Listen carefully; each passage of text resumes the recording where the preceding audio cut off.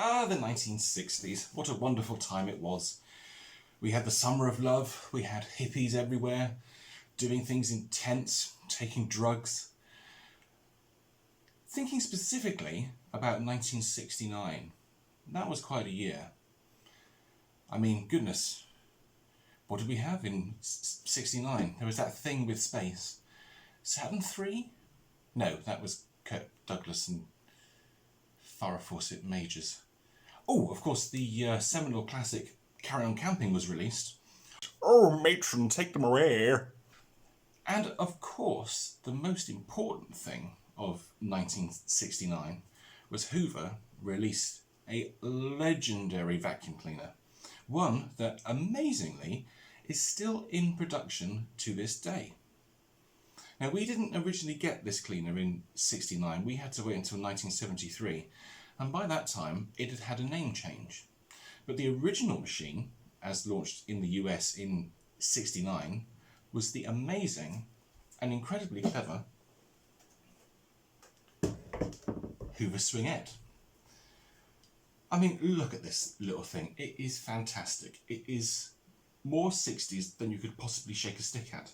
The colour of the end plates on this particular model is just outstanding. And it is such a clever little cleaner. I think this has gone unrecognised for quite some time, to be honest with you.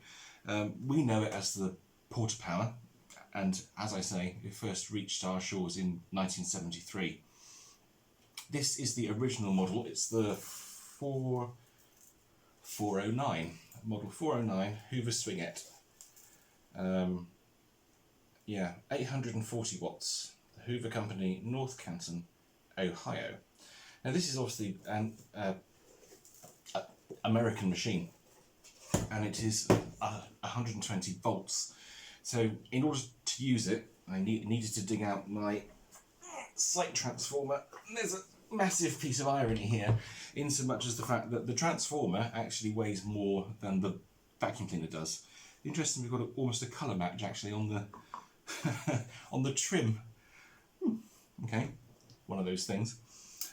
So yeah, in order to use it, we need to use this, but we will get to that shortly. First of all, God, that is really heavy.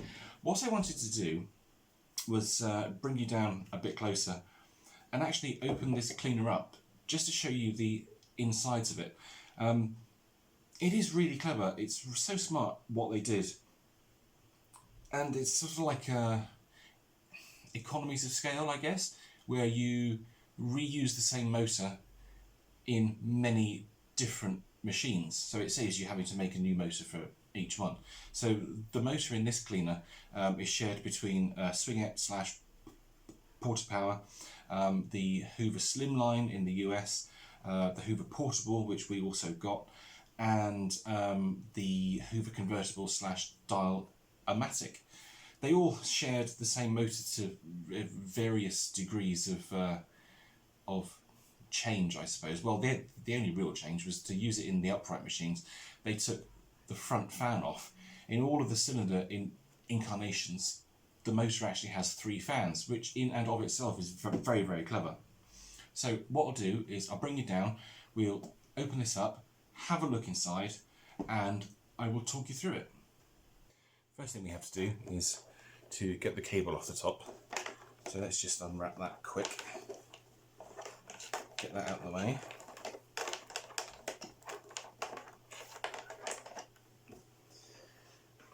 And the cleaner is held together by 6 screws, 2 in the handle, 2 in the centre section of the body, and 2 at the bottom. So it's quite simple. There's not much undoing here.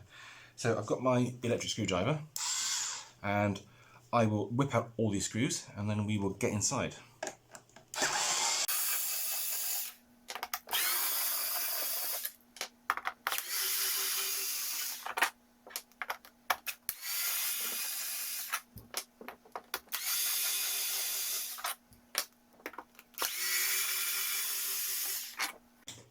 For such a small cleaner, it has some of the largest screws I've ever seen. They are absolutely massive. Of course, they run all the way through body.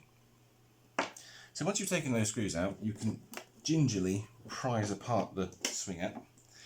Now this can be a little bit tricky because you tend to get bits stuck or not playing as you want. And there we go. So you can remove the side panel like so. And there's nothing special here. There's just a little cushion, I guess, just to press it against the side of the motor there. And then we see inside, and we see the ingeniousness of this little cleaner. So in order to make the machine as small as it is, but also bearing in mind that Hoover had a gigantic motor on their hands, they've put the dust bag over the motor, as you can see.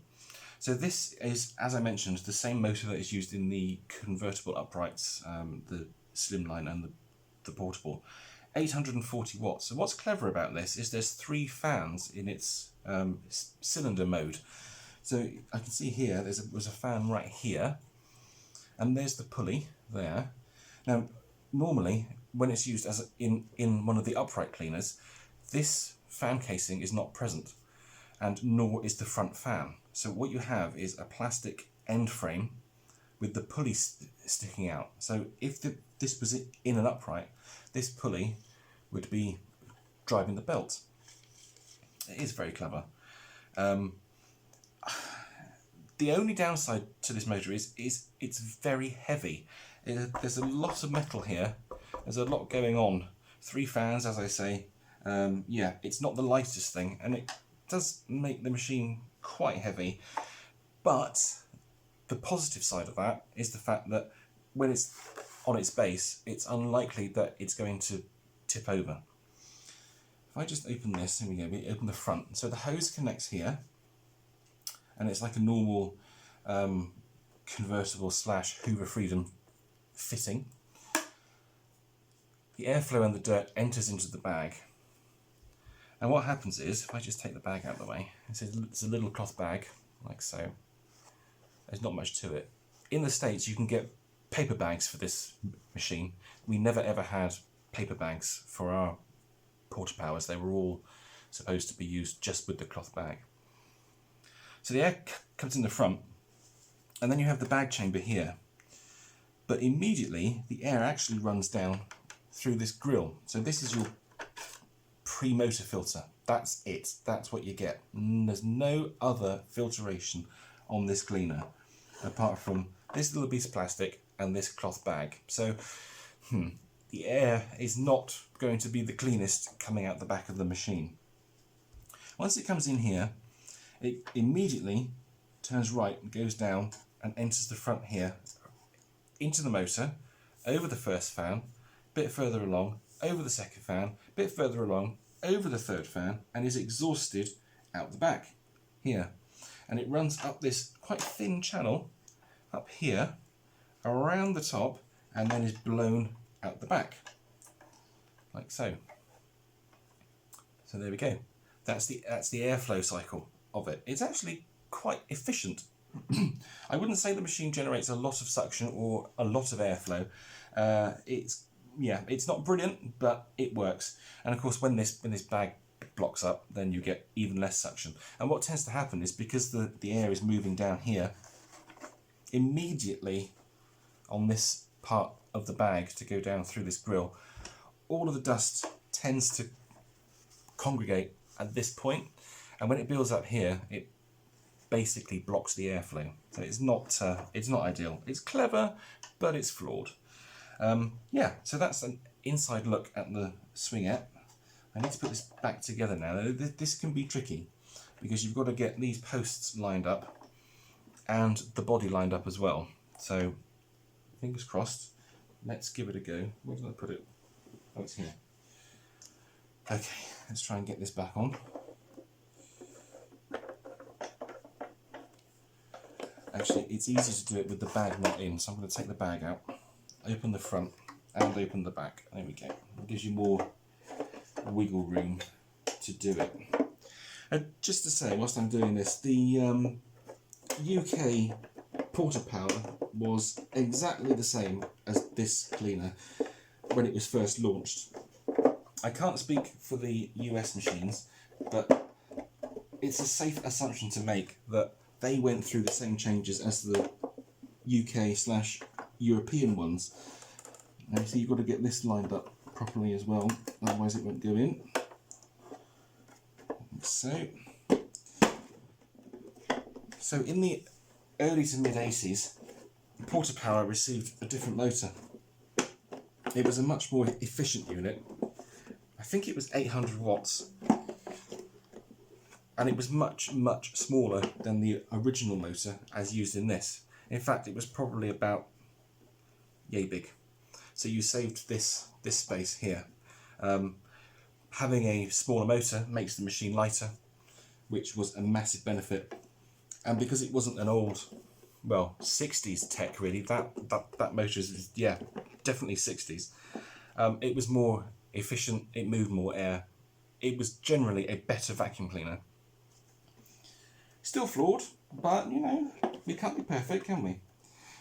And that's another interesting thing that I need to show you back here. So I'm just going to put the screws back in.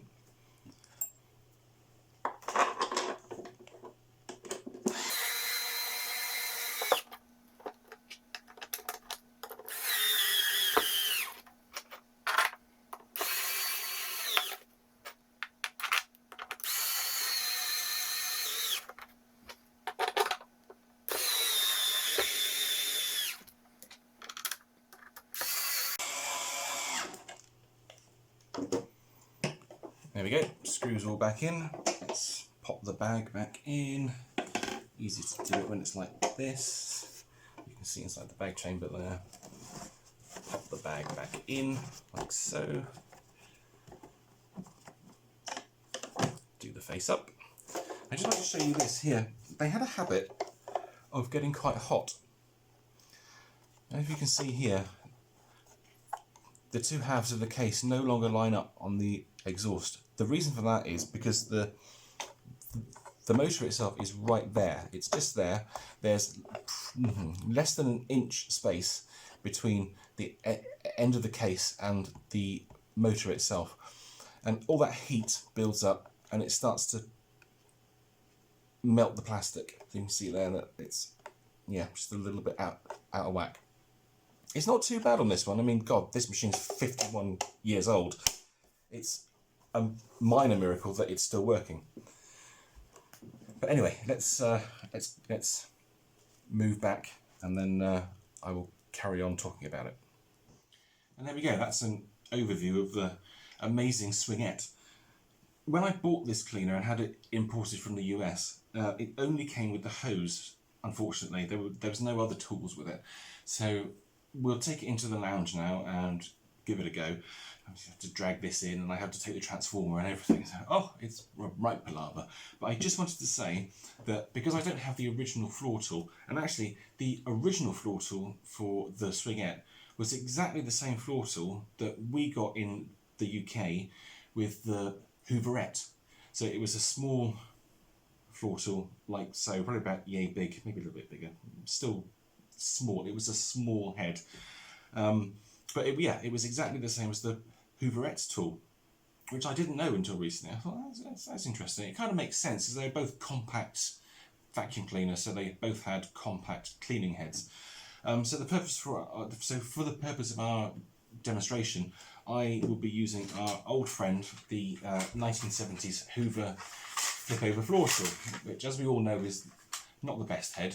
It didn't work particularly well on the Golden Constellation, but the Swingette has got 800 watts. The Golden Constellation has got 1,800. So I think this will more than suffice for this cleaner. I do have a UK style PortaPower head, but it's in chocolate brown, and it's an 80s one. It's not really. It's not a good match for this. I think this flip over tool is probably more suited to this particular cleaner. But anyway, let's take it into the lounge and give it a try. Just before I start using the Swingette, and before the Futura goes back upstairs into the attic, I just wanted to just shoot this little tiny bit of video here just to show you the size difference between the big Hoover and the tiny Hoover. It really is quite shocking how different these two machines are in their size. It really is quite funny. There we go. So big brother and little brother.